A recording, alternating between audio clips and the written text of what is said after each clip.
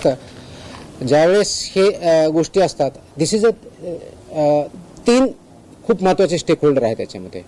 एक FBO जो हा माल तयार करतो विकतो, तो व्यावसायिक जो आहे तो. दुसरा रेग्युलेटर म्हणजे आम्ही FDA, आणि तिसरा कंझ्युमर. तर तिघांनी मिळून करायच्या गोष्टी आहेत. रेग्युलेटरचा रोल रेग्युलेटर डेफिनेटली करेल, कमी पडत आहोत आणखी इम्प्रूव्ह करू आम्ही, काही प्रश्न नाही. त्यासाठीच आपण हे जे ऑर्डर्स काढतोय, ऑर्डर काढण्याचे उद्देश काय? ऑर्डर काढण्याचा उद्देश एक काय, FBO यांनाही हे त्या ऑर्डर्स चांगल्या पद्धतीने परत माहीत व्हाव्यात, काय त्यांचे मानकं वापरायचे, कोणत्या प्रकारचे स्टँडर्ड करायचे हे माहिती व्हावं आणि त्यांनी कंप्लाय करावं. दुसरा उद्देश माझा, आणि तो महत्त्वाचा उद्देश आहे, की लोकांमध्ये जागृती तयार झालेली पाहिजे, अवेअरनेस झाला पाहिजे, की याच्या माध्यमातून होईल, त्यांनाही ह्या गोष्टी कळतील, त्यांनी क्वेश्चन करावेत. त्याच्यामुळे आपण एखादी गोष्ट विकत घेताना ती योग्य आहे का, ते पॅकेज वाचावं, त्याच्यामध्ये एक्सपायरी डेट आहे का, त्याचे कॉन्स्टिट्युएंट काय आहेत, ते फक्त समोरच्या पार्टला न बघता पाठीमागचाही पार्ट बघा. अगर पॅकेजिंग 3 साईडने होते, समोरच्या बाजूने साईडने आणि पाठीमागच्या साईडने, तर ह्या ठिकाणी काय लिहिलेले ते पण वाचावं. तर ते वाचणं आणि आम्ही रेग्युलेट करणं. तर हे इज अ कंबाईन ॲक्टिव्हिटी. जिथं काही असं असेल तर डेफिनेटली आपल्याला जे मीन्स दिलेले आहेत त्या माध्यमातून आमच्यापर्यंत आलं तर आम्ही कारवाई करू. आम्ही सुमोटोही कारवाई करतो, कंप्लेंटच्या माध्यमातून करतो, इंटेलिजन्सच्या माध्यमातून करतो. त्याच्यामुळं it is a collective responsibility. तर प्रत्येक माणसापर्यंत मी पोहोचू शकत नाही, पण इंडिव्हिज्युअल माणूस आमच्यापर्यंत ह्या माध्यमातून पोहोचू शकतो, कंप्लेंटच्या माध्यमातून, ऑनलाईनच्या माध्यमातून, फोनच्या माध्यमातून तो पोहोचू शकतो. अशा जर काही चुकीच्या गोष्टी घडत असतील तर definitely please point it out. Will work on that. लोकसहभाग हा तुमच्या चळवळीतला सगळ्यात महत्वाचा पार्ट आहे.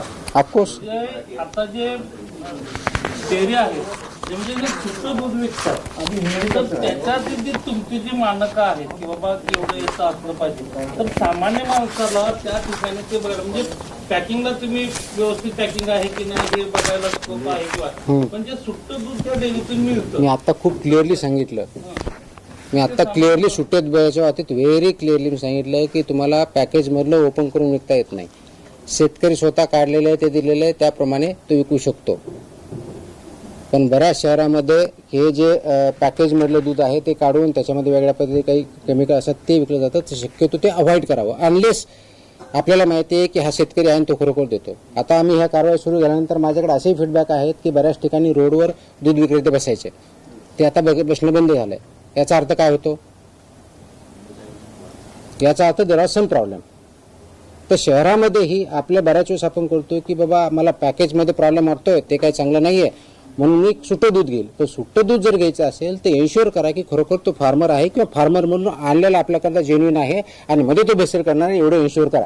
ते तुमचा विश्वासाचा इश्यू आहे. तर त्या दृष्टिकोनातून आपण सुट्टं दूध घेतानाही ते काळजी घेतली पाहिजे.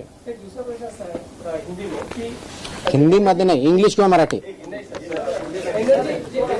हाँ, आप मराठी में जवाब दे दीजिएगा. एनर्जी ड्रिंक जो है स्टिंग, उसको लेकर विधानसभा में भी सवाल उठाया गया, तो उसे बंद किया, प्रतिबंध लगाया जाएगा और 500 मीटर के दायरे में स्कूल या कॉलेजेस में अगर बेचा जा रहा है तो इस पर कार्रवाई होगी. तो आपका FDA डिपार्टमेंट किस तरह की कार्रवाई करेगा? आपके पास क्या उसको लेकर आपने योजना बनाई? है ना, मुझे पता है, आंसर दिया गया है अधिवेशन में.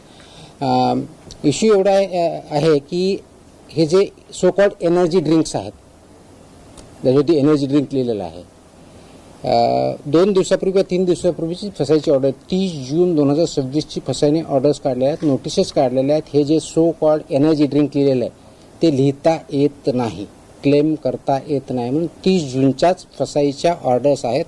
अशा प्रोड्यूस करणाऱ्या ज्या कंपन्या 10-12 कंपन्या आहेत, इन्क्लुडिंग तुमच्या पेप्सिको आहे, रेडबुल आहे, तुमच्या त्याच्यानंतर स्टिंग आहे, यांना नोटिसा 30 जूनपूर्वी आत्ताच काढलेल्या आहेत की तुम्ही असं लेबल करू शकत नाही. त्याचं कारण असं आहे की फसाई ॲक्टमध्ये जे अनेक्षर ए आहे ज्याच्यामध्ये फूडच्या कॅटेगरी दिलेल्या आहेत आणि फूड कॅटेगरीमध्ये हे एनर्जी ड्रिंक असं काही डिफाईन केलेलं नाही. म्हणून त्या ऑर्डरमध्ये असं स्पेसिफाय केलेलं आहे की जे त्याचा आधार घेऊन किंवा शेड्यूल 4 ज्याच्या आधारे हे मानक आहे त्याचा आधार घेऊन तुम्ही एनर्जी ड्रिंक असं लिहिता कामा नये. हे त्या कंपनीला ऑलरेडी फसाईने नोटीस काढलेली, त्याच्यामुळे तो त्याच्यावर लिहिण्याचा जो प्रकार आहे आता इथून पुढे बंद होईल. त्याच्या एक मिनिट वो बंद होईल. आता दूसरा सवाल जो आपने किया कि स्कूल के बारे में जो रेगुलेशंस है स्कूल के 500 मीटर्स में क्या चाहिए, उसका क्लियर ऑर्डर है. कोई से उसमें आपका गुटखा नहीं रह सकता, वो तो प्रोहिबिटेड है, लेकिन सिगार नहीं रह सकता है, कौन से आइटम रह सकते हैं, नहीं रह सकते हैं, इसका ऑर्डर है, वो इम्प्लीमेंट करना। महाराष्ट्रातील ताज्या बातम्यांसाठी बघत रहा टाइम्स टुडे 18 न्यूज. सोबतच शेअर करा, सबस्क्राईब करा आणि बेल आयकॉन प्रेस करा.